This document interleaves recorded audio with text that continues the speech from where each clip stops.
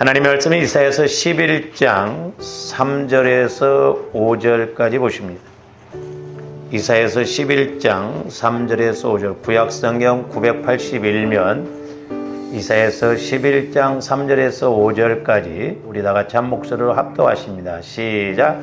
그가 여호와를 경외함으로 즐거움을 삼을 것이며 그의 눈에 보이는 대로 심판하지 아니하며 그의 귀에 들리는 대로 판단하지 아니하며 공의로 가난한 자를 심판하며 정직으로 세상에 겸손한 자를 판단할 것이며 그의 입의 막대기로 세상을 치며 그의 입술의 기운으로 악인을 죽일 것이며 공의로 그의 허리띠를 삼으며 성실로 그의 몸의 띠를 삼으리라. 아멘. 여러분들 오해하지 말아야 할 것은 내 마음 갖고는 제가 목회를 해보니까 그렇고 또 여러분들을 보더라도 그렇고 예수를 30년이 아니라 300년을 믿어도 예수를 못 만날 수밖에 없습니다. 그러므로 날마다 우리가 보혈과 성령의 그 말씀을 통해서 저와 여러분들 마음이 주님 마음으로 성화가 이루어지는 은혜가 있기를 주님의 이름으로 축원을 드립니다.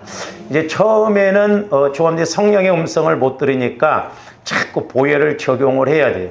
그러다 보면 보혈과 성령은 하나이기 때문에 이제 내 마음이 자꾸 주님 마음으로 성화가 이루어지는 만큼 성령의 음성도 들려집니다.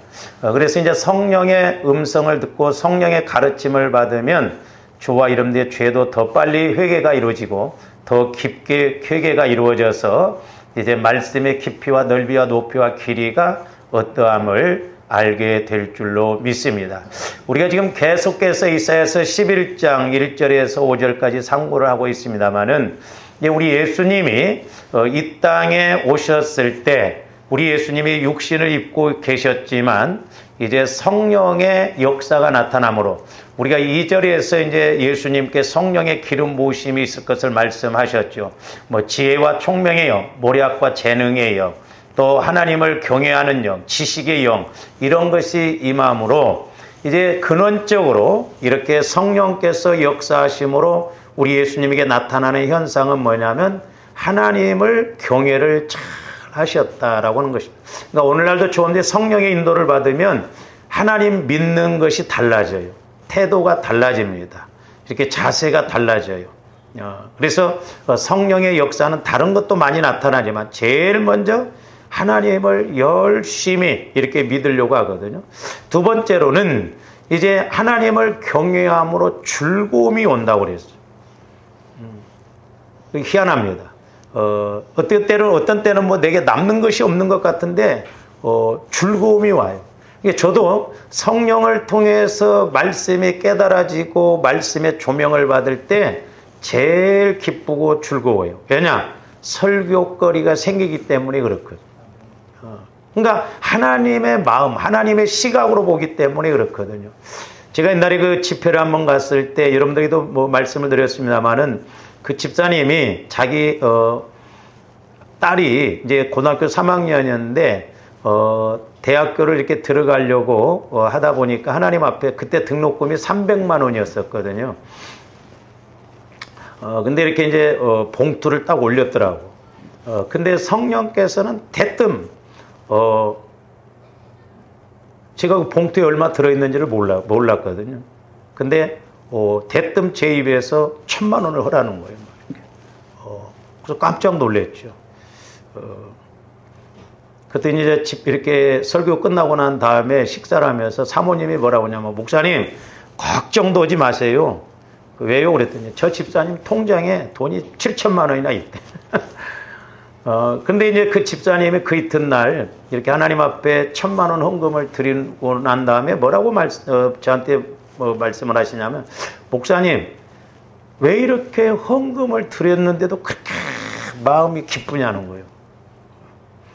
그래서 그건 하나님이 받으시니까 그렇다. 또 하나님이 원하시는 것인가 그렇다.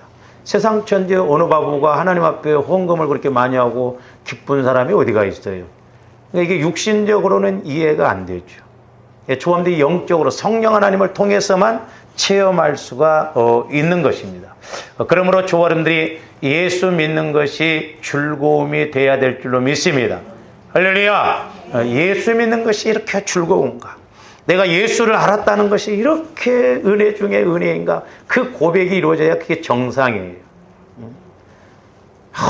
주일은 왜 이렇게 자주 돌아온다냐? 막, 응? 힘들어 죽겠는데, 막, 목사님 어떻게 알기도 잘 알아? 내가 기도 안 하면 또 기도하라고 그냥 뭐 자꾸 그랬었고. 내가 잘합니까? 성령께서 여러분들 기도시켜서 은혜 주시려고 하지. 우리는 완전히 거꾸로 생각하거든.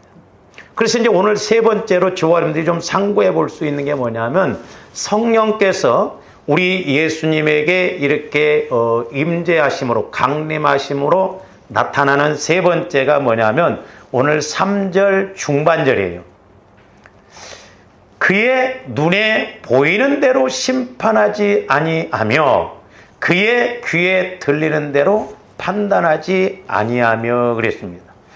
저는 이 말씀을 통해서 너무너무 그렇구나라는 것을 깨달았고, 우리 예수님은 이 땅에 육신의 몸을 입고 오셨지만 예수님 귀에 들리는 대로, 예수님 눈에 보이는 대로 말하거나 판단하거나 심판하지 않으셨다 이 말이죠. 그럼 뭘 갖고 하시는가? 우리 예수님 안에는 성령께서 역사하셨다 이 말이죠. 그러니까 성령을 통해서 분별하고 성령 하나님을 통해서 판단하고 성령 하나님을 통해서 이렇게 알았다 이 말이죠.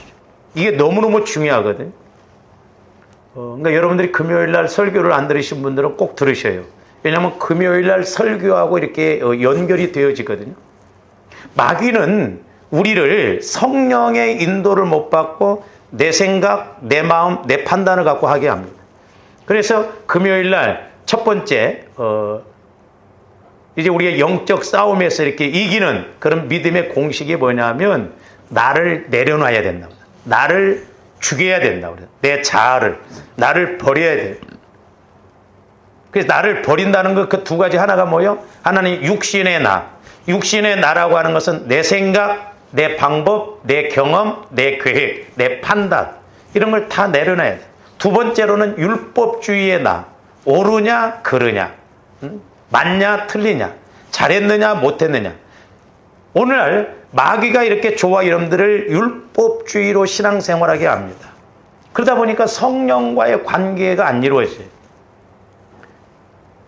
그러니까 우리가 지금 요한복음 8장을 이렇게 계속 상고하고 있습니다만은 한편은 제가 이렇게 이제 새벽에 설교를 하고 그러면서 느끼는 게 뭐냐면 유대인들도 예수님은 전부 영적으로 말씀하시잖아요.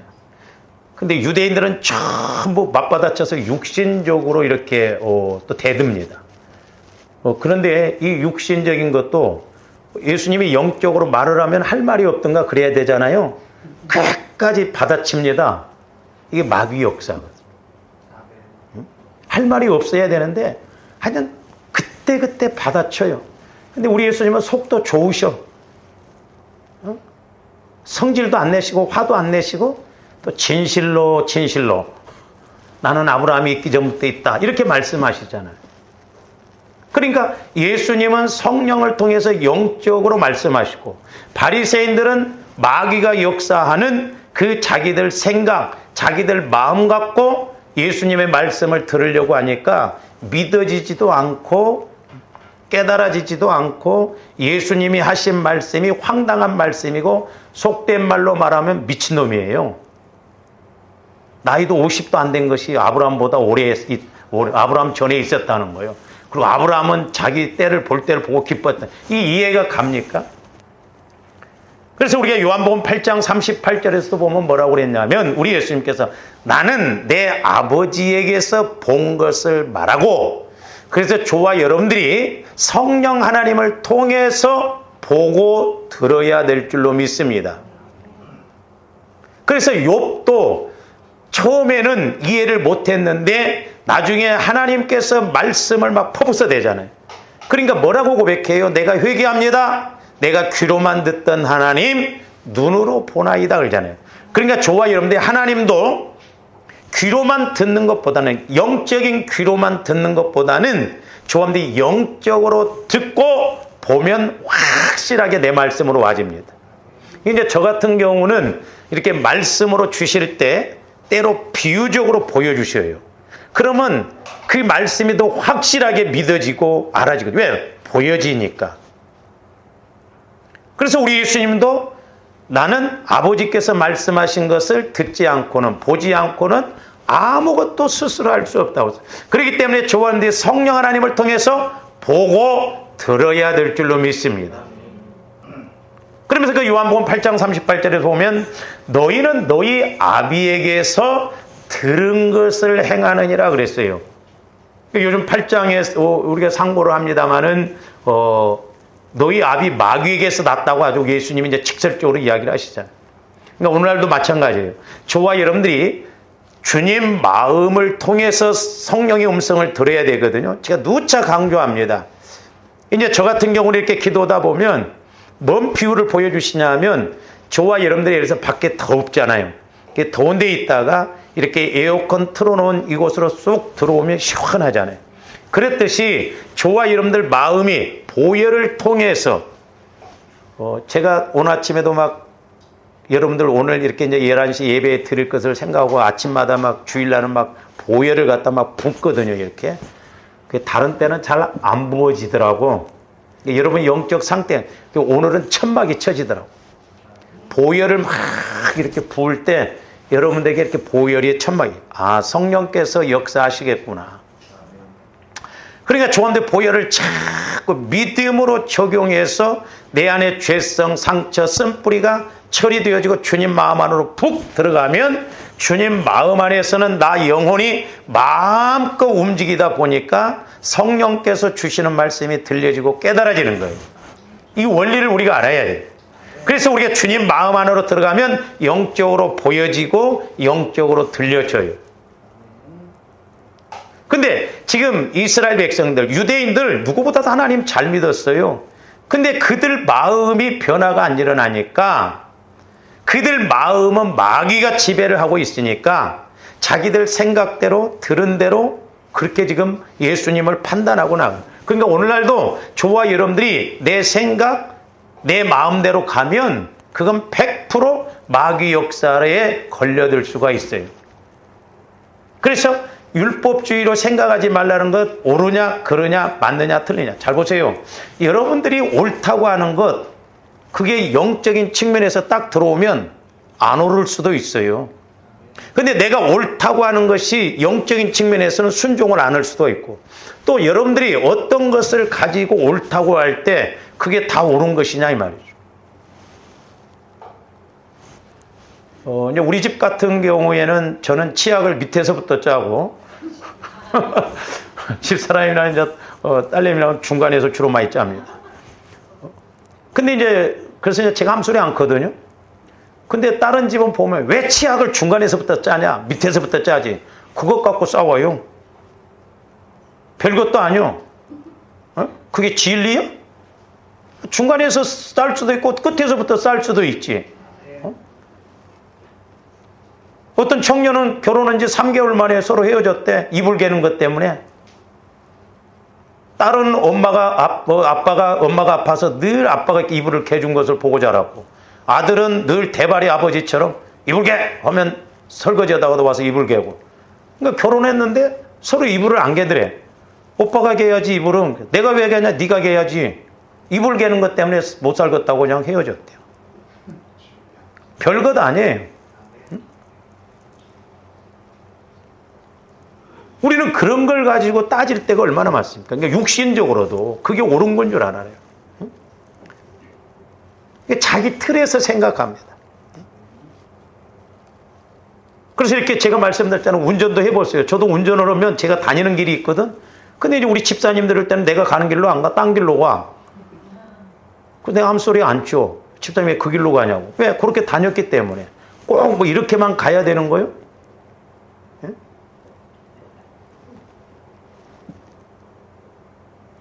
어린아이들한테는 막 차 조심하라고 막 신호등이 있으면 건너야 된다?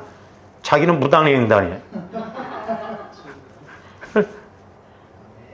여러분들 그런 적 없어? 신신당부를 합니다. 새치기 하지 말아야 돼? 자기는 차 끌고 가다 새치기예요. 우리가 그럴 때가 얼마나 많습니까? 그러니까 그런 생각들, 그런 마음들을 마귀가 콱 지배하게 해서 결국 하나님과의 관계에서 내 생각대로 가게 합니다. 그러니까 지금 오늘 말씀에서도 보면은 우리 예수님께서는 귀에 들리는 대로, 눈에 보이는 대로 판단하지 않고 심판하지 않았다는 거예요. 근데 조원들이 이제 이렇게 영적으로 깨닫다 보면 자칫 판단이 더 쓸 때가 있는데 그때 조심해야 돼요. 여러분들이 좀 은혜 받아보세요. 그럼 막 다 보입니다. 저 집사님이 왜 저래? 왜 저렇게 신앙생활에 왜 저렇게 기도를 해? 그때 조심해야 돼. 그건 판단하라고 보여주는 게 아니에요. 기도해 주라고 보여주는 거예요. 할렐루야. 그때 교만해지기가 쉽거든요. 그러니까 우리가 영적인 측면에서도 그렇습니다. 사도 바울이 참 대단한 사람이었던 게 뭐냐면, 자, 한번 말씀을 봅니다. 자, 고린도서 8장 9절에서 13절 보세요. 우상 제물에 대해서 이렇게 말씀하는데, 그런즉 너희의 자유가 믿음이 약한 자들에게 걸려 넘어지게 하는 것이 되지 않도록 조심한 너희의 자유가. 자, 성경에서 보면 우상 제물 먹어도 돼요. 근데 믿음이 약한 사람들은 우상 제물 먹으면 안 된다고 합니다. 옛날에 우리 그 사촌 조카가 우상 제사 지나고 이런 것은 절대 안 먹는데 자기는. 그래서 그러냐고 그랬어요. 근데 그건 먹어도 상관없고 안 먹어도 상관없어요. 내가 믿음이 약할 때는 안 먹으면 돼요. 그러나 믿음이 있을 때는 먹어도 됩니다. 거기 귀신 달라붙어 있는 건 아니에요. 그러면 뭐라고 그랬어요? 10절. 지식이 있는 네가, 그러니까 지식이 있다 이 말이에요. 아, 우상 제물은 먹어도 상관없다 라고 하는 말씀에 지식이 있다 이 말이죠. 근데 네가 우상의 집에 앉아 먹는 것을 누구든지 보면 그 믿음이 약한 자들의 양심의 담력을 얻어 우상의 제물을 먹게 되는 게 뭔 말이냐면, 내가 믿음이 좋아. 우상 제물은 먹어도 아무 상관없어요, 이 사람. 그러니까 우상 섬기는 집에 가서 우상의 그 제물을 먹는다 이 말. 그러면 믿음이 약한 사람, 우상 제물을 먹으면 안 된다고 하는 사람이 저 사람이 먹네 하면서 그 사람이 먹으니까 가르치니까 자기도 가서 우상 제물을 먹었어요. 그러면 이 믿음 약한 사람에게 결국 죄를 지켜야 한다는 거예요. 이게 무서운 거예요. 그러니까 우리가 믿음이 있어도 그렇게 하지 말라는 거예요. 계속 봅니다. 그러면 네 지식으로 그 믿음이 약한 자가 어떻게 된다는 거예요? 멸망된다는 거예요. 아, 이거 괜찮아. 먹어도 돼. 우상제물 먹어도. 근데 믿음이 약한 자가 있을 때 그걸 먹고, 아니면 또 그 사람이 똑같이 믿음이 약한데 먹었다고 한다면 그 사람은 그것으로 인해서 마귀에게 공격을 당해서 멸망당한다는 거예요. 그래서 우리 예수 믿는 사람들은 행동을 조심해야 돼요. 말도 조심해야 됩니다. 내가 믿음이 있다고? 안다고? 뭐 해도 된다고? 그게 아니에요. 저도 그래서 때로는 여러분 눈치를 보는 게 그거예요. 내가 숨기려고 해서 그런 게 아니에요. 믿음이 약한 사람은 그것을 했을 때 시험 들 수도 있고 그 약함으로 인해서 마귀가 공격을 한다 이 말이에요. 그래서 뭐라고 그러세요? 멸망하나니 그는 그리스도께서 위하여 죽으신 형제라니. 그 사람도 그리스도께서 죽으시고 구원받은 사람인데 아직 믿음이 약해. 그러니까 우상제물을 먹으면 안 된다고 생각하고 있어. 그래서 그 사람 앞에서는 우상제물을 먹지 말라 이 말이에요. 아무리 내가 믿음이 좋고 지식이 있다 할지라도. 내가 먹었고 아니면 또 그 사람을 먹게 한다면 그 사람을 결국 죄짓게 하고 마귀에게 이끌어가게 한다는 거죠. 12절. 이같이 너희가 형제에게 죄를 지어. 보세요. 그러니까 내가 그렇게 하면 죄를 짓는다는 거예요. 아니 말씀에 먹어도 된다고 해서 난 먹었는데 왜 죄가 됩니까? 이런 죄를 범하는 경우가 조합들이 많습니다. 꼭 뭐 내가 도둑질만 하고 그런 게 아니라 사람과의 관계에서 그래요. 왜 죄를 지었느냐? 그 약한 양심을 상하게 했다는 거예요. 뭔 말이요? 마귀에게 지게 만들었다는 거예요. 믿음도 약한데 앞으로 우상제물을 계속 먹음으로 마귀에게 공격을 받고 마음이 상하게 해서 결국 마귀의 밥이 되게 한다는 거예요. 그러면서 뭐라고 그랬어요? 상하게 하는 것이 곧 그리스도에게 죄를 짓는 것이라. 그러니까 먹게 한 그 사람도 죄 짓는 것이고 먹은 그 사람도 죄 짓는 것이다 이 말이죠. 그러니까 말씀은 물론 때로는 자유하고 프리하지만 때로는 우리가 조심해야 할 때가 있다 말이죠. 그래서 그런 말이 있잖아요. 똥이 무서워서 피하냐? 더러워서 피한다고 그러잖아요. 13절. 그러므로 만일 음식이 내 형제를 실족하게 한다면 나는 영원히 고기를 먹지 아니하여 내 형제를 실족하지 않게 한다는 거예요. 그러니까 저와 여러분들이 옳다고 행동하는 것이 누구를 실족하게 한다고 한다면 그건 죄거든요. 근데 사도 바울이 참 훌륭한 점은 내가 우상제물 고기를 먹어서 실족할 것 같으면 나는 영원토록 고기 안 먹는다는 거예요. 왜 남이 싫은 것을 하냐 이 말이에요. 예? 왜 남을 실족시키냐 이 말이죠. 그래서 저도 조심스러워요 때로는.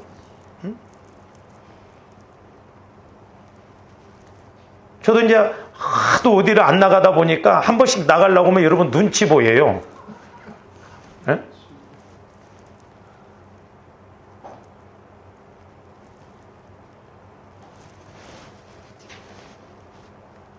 제가 올해 이제 목회 30주년이요. 올해부터는 내가 내 마음대로 하겠다고 그랬어. 그렇게 하라고 그래도 또 못해요. 그러니까 실족하지 않게 한다는 거죠. 그러면서 사도 바울이 고린도전서 6장 12절에 뭐라고 그랬냐면, 자 봅시다. 모든 것이 내게 가하나. 그러니까 모든 것이 다 가해요. 믿음 안에서. 우상제물을 먹어도 상관없고 다 그러나 다 유익한 것이 아니라는 거예요. 유익한 것이. 그러니까 저와 여러분들이 옳다고 생각하는 것, 그것이 다른 사람에게 시험이 들고 다른 사람에게 상처를 준다면 그건 유익한 게 아니고 하나님 앞에 걸려드는 거라는 거예요. 뿐만 아니라 모든 것이 내게 가하나 내가 무엇이든지 얽매이지 아니하리라 그랬어요. 얽매이지 말라 이 말이에요. 저 사람이 우상제물을 먹으면 시험 들 것 같고 믿음이 약한 사람이면 먹지 말라 이 말이에요. 그게 자유다 이 말이죠. 먹는 그 지식이 오히려 너를 망하게 하고 죄짓게 하고 그 사람도 마음 상하게 하고 죄짓게 하는 것이다 이 말이죠. 보세요. 그러니까 우리가 믿음 안에서도 이런데 저와 여러분들 마음으로 옳다 그르다로 이렇게 판단할 때 우리가 얼마나 많이 걸려듭니까? 그리고 저와 여러분들 육신적으로 이렇게 옳다 그르다라고 한다고 하면 영적으로 걸려들 때가 많아요.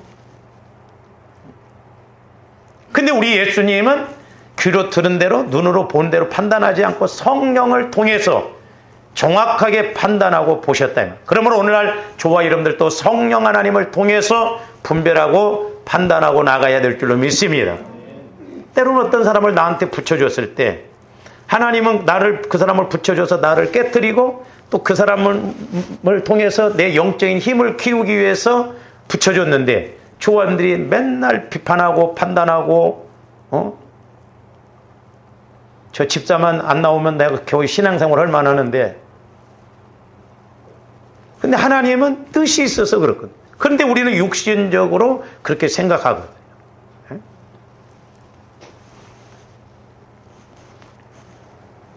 그러니까 오늘 그 말씀에서 이렇게 눈에 보이는 대로 심판하지 아니하고 귀에 들린 대로 판단하지 아니한다는 것은 사람을 외모나 이렇게 육신적으로 판단하지 않는다는 것입니다. 교우님들이 성령 하나님을 통해서 영적으로 판단하고 분별해야 될 줄로 믿습니다. 그러니까 사람이라고 하는 것은 영적으로 분별을 해야 돼요. 어떤 목사님이 은퇴를 조금 이렇게 일찍 하면서 자기 아들한테 이렇게 교회를 물려줬는데 제일 먼저 반대하고 반기드는 분이 그동안 수십 년 동안 목사님 오른팔이라고 하는 장로님이 제일 먼저 반대하더라고요. 그래서 속으로 그걸 몰랐냐고 그랬어요. 사람은 영적으로 볼 줄 알아요. 영적으로 봐야 정확합니다. 옛날에 우리 교회에서 이렇게 집사님 부부가 신앙생활을 했는데 뭐 내가 그런 말 하지도 않았는데 뭐 내가 했다고 다른 그 집사님이 그렇게 이야기했는데 목사님이 아니 사람 보는 눈은 거의 비슷하잖아요. 시험 들어갖고 막 교회를 안 나오고, 그래서 내가 찾아갔더니 아이고 나보고 당신이라고 그러더라고. 착실했습니다 그 집사님. 얼마나 순종적이었는지 몰라요. 근데 제가 그날 충격을 받고 새벽에 기도를 하는데, 우리 사람 한 명 속에 깊이 들어가 보면 그 한 명이 교회를 홀라당 뒤집을 수도 있는 그런 영적 세력이 있구나. 그래서 우리 예수님은 절대로 사람에게 맡기지 않았다고 그러죠. 그래서 우리는 영적으로 이렇게 볼 줄 알고 믿음의 대상이 돼야지 사랑의 대상이 되면 안 됩니다. 서로가 상처받아요. 그러니까 개척 멤버들이 나중에 이렇게 오래 교회가 되다 보면 다 나간 이유가 그런 거거든요. 처음에 없을 때는 목사님이 막 이렇게 신경 쓴 것 같은데 좀 부흥되고 뭐 어쩌고 그러면 신경 안 쓰네? 뭐 그러니. 그러니까 여러분들도 저를 적당히 믿어요. 저도 여러분들한테 막 완전하게 뭐 그렇다고 해서 여러분들 불신하는 건 아니에요. 왜냐? 제가 목회하면서 이렇게 성도들 마음도 보게 하셨거든. 여러분 마음이 무섭더라. 여러분 장난 못해요. 내년에 나갈지, 응? 끝까지 갈지 모른다니까.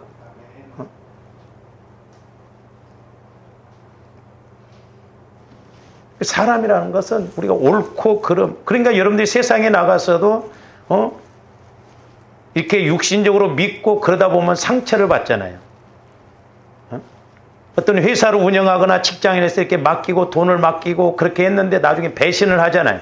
얼마나 속된 말로 나쁜 사람들입니까?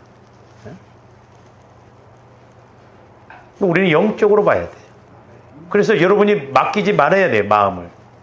거래도 잘 알고 해야 된다 이 말이죠. 돈 앞에 형제간에도 서로 원수 되잖아요.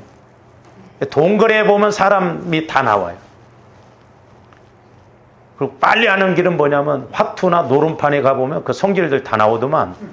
화투 쳐보세요 여러분들. 여러분들 우리 교회에서 윷놀이 하는데 윷놀이 할 때도 좀 나와요.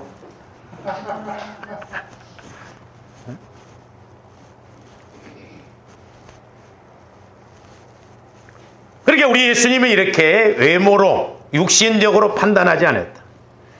우리가 2절에서 상고를 했습니다마는 2절에서는 성령을 지혜와 총명의 영이라고도 이렇게 말씀하고 있습니다.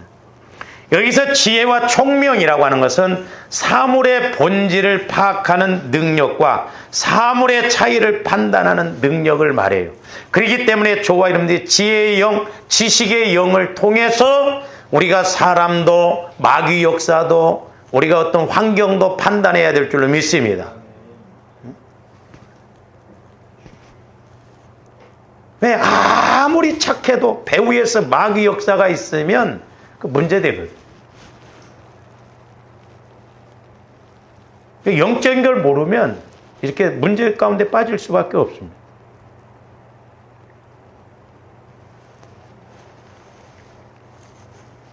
그러므로 이러한 지혜와 총명의 영인 성령이 함께 하시는 이런 예수님은 사람을 외모로 판단하시지 않는 거예요. 오늘날도 마찬가지죠. 조합이 그리스도의 마음 안으로 들어가서 예수님의 시각으로 성령을 통해서 예수님의 시각으로 볼 줄 알아야 될 줄 믿습니다.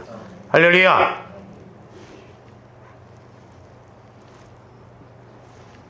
그래서 사람이라고 하는 것은 어떤 이해관계가 얽히면요 하루아침에도 원수돼요.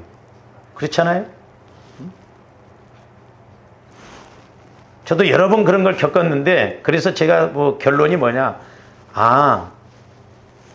이렇게 어떤 사람과의 관계에서, 목회도 마찬가지지만 어떤 외적인 것으로 도와주고 이런 것은 일시적인 것이구나.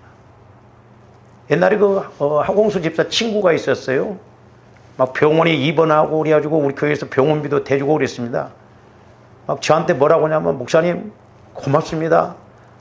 그 자기가 병원 약국을 이렇게 소개하는데 빚을 꼭 갚겠습니다. 은혜를 갚겠습니다. 응?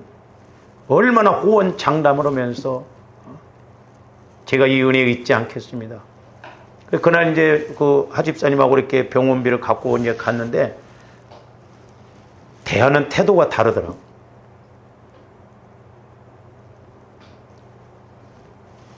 그 뒤로 뭐 전화가 뭐요. 전화번호도 바꿔버렸더라고. 저도 멍청한 짓을 여러 번 했거든. 제가 뭐 꼭 그러려고 그런 건 아니에요. 아쉬울 때는 막 사람들이 막 얼마 전에도 이렇게 캐나다에서 그 집사님이 왔는데 막 제가 막 고생을 해가면서 막 우리 교회 하룻밤 재워가면서 김밥도 사다 주고 봉고차에다 막 하는데 주일날 우리 교회로 온다고 하면서 연락도 안 와. 시골로 갔다나 뭐 어쨌다나. 그러면 안 되는 거예요. 그렇다고 해서 막 마음에서 너 그래봐라 막. 한편은 이쪽에서 다시는 전화 와봐라 내가 도와주는가 막. 그러니까 성령의 역사가 있을 때 꼭 마귀의 역사가 있어. 옛날에도 한번 그렇게 와갖고 막 아쉬운 소리하고 막 도와주는 거. 뭐 전화 한 통, 코빼기도 안 보이더만 이번에도 똑같이 또 굴더라고. 그렇다고 해서 막 죽일 놈 살릴 놈 죽일 년 살릴 년 막 그럴 그 필요는 없어요. 그런가 보다 해야지. 자꾸 우리 마음도 넓혀야 돼요. 할렐루야. 쪽제비 콧구멍처럼 그냥 좁아가지고 막 꼴도 못 보고 그러면 안 돼. 그래서 우리 하나님께서는 사람을 볼 때 외모로 판단하시지 않는다는 거예요. 영적으로 우리가 분별하고 나가야 될 줄로 믿습니다. 자, 사무엘상 16장 6절에서 7절 한번 봅니다. 자, 사무엘 선지자가 이제 사울 왕 뒤에 왕을 세우려고 하는데 이제 그 다윗의 형들 그 형들이 막 쭉 옵니다. 그러니까 보세요. 사무엘도 그들이 오면 사무엘이 엘리압을 보고 이제 큰아들을 보고 마음에 이르기를 여호와의 기름 부으실 자가 과연 주님 앞에 있도다 하였더니 그렇게 영적으로 신령했던 사무엘 선지자도 이스라엘의 2대 왕을 세움에 있어서 다윗의 형, 큰 형이 이렇게 7 아들이 있는데 그 아들이 오니까 엘리압을 보고 이건 하나님이 기름 부어서 왕으로 세울 자다 그렇게 생각했어요. 그러니까 뭐라고 그래요? 7절. 여호와께서 사무엘에게 이르시되 중요한 건 뭐냐면 조합대 판단 잘못할 수도 있고 분별을 잘못할 수도 있어요. 중요한 건 성령을 통해서 조명을 받아야 돼요. 할렐루야. 그게 중요해요. 우리가 인간이기 때문에 얼마든지 실수할 수 있고 판단 잘못할 수 있고 잘못할 수도 있어요. 우리는 자꾸 그걸 가지고 따지는데 우리는 그런 걸 통해서 자꾸 내가 영적으로 이렇게 배워야 될 줄로 믿습니다. 지금 사무엘 선지자도 엘리야베 하나님께서 택해서 세우실 왕으로 생각했는데 하나님께서 메시지를 주셔요. 이르시되 그의 용모와 키를 보지 말라. 내가 이미 그를 버렸노라. 내가 보는 것은 사람과 같지 아니하니 사람은 외모를 보거니와 나 여호와는 뭘 보시느니라? 중심을 보신다. 그 마음 중심을 보신다. 이게 참 중요해요. 그래서 사람이란 걸 눈을 보면 알거든요. 눈을 보면 저 사람이 진실된가? 눈은 마음의 창이라고 그랬잖아요. 저도 이렇게 영적으로 볼 때 여러분들이 까만 안경 끼고 있으면 몰라요. 눈알을 봐야 돼.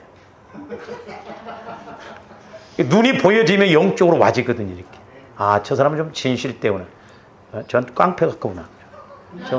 저 아주 못해 처먹었구나. 저도 눈을 보면 못해 처먹은 눈이에요. 저도. 그래서 눈썹을 좀 그릴까 해. 이렇게 가다 말아가지고. 외모를 본다. 그러니까 뭐 어떤 사람이 뭐 하나님은 외모를 보자니까 나는 사람이기 때문에 외모를 본다 그래야. 중심을 본다. 중심. 그러니까 저와 여러분들 주의 일을 함에 있어서도 마찬가지예요. 그러니까 내 마음에서 막 사랑하는 마음을 가지고 마음을 실어서 이렇게 하는 것하고 그냥 받지 못해서 목사님이 하라고 하니까 그렇게 하는 것하고 틀려요. 우리는 막 자원하는 마음으로 순수한 마음으로 기쁜 마음으로 그렇게 해야 될 줄로 믿습니다. 그럴 때 하나님도 은혜 주셔요.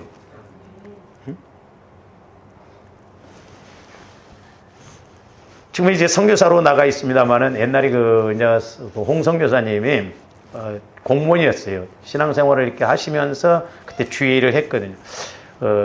그때 제가 뭐라고 그러냐면 선교사님 집사님, 하나님이 이렇게 온전하게 좀 이렇게 순종하시기를 원하십니다. 그랬더니, 이제 어떤 사모님도 막 그런 것에 대해서 좀 이렇게 힘들어하고 그러니까 나한테 이제 뭐라고 하냐면, 목사님, 직장 생활 하면서 이렇게 주의 일을 하면 안 됩니까? 그래서 뭐 그렇게 하도 되죠. 그랬어요.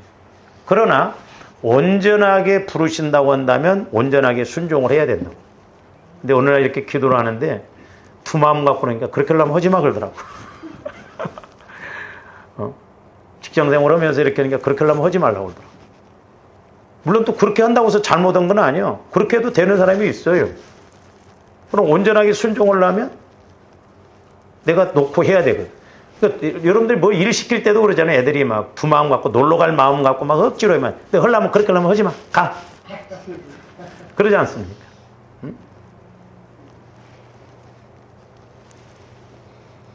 근데 하나님께서는 이렇게 사무엘 선지자를 통해서 외모를 보고 택하지 말라는 거예요.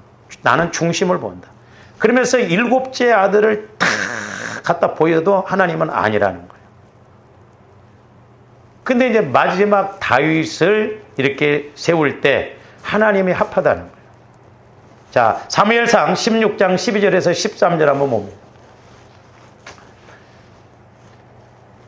이제 다윗을 데리고 오는데 우리가 상황적으로 보면 아니 형들이 7이나 집에가 있는데 다윗이 막내인데 가서 양치고 있어요. 그렇다고 한다면 오늘날로 보면 얘는 별 볼 일 없는 애예요. 다윗은 사실.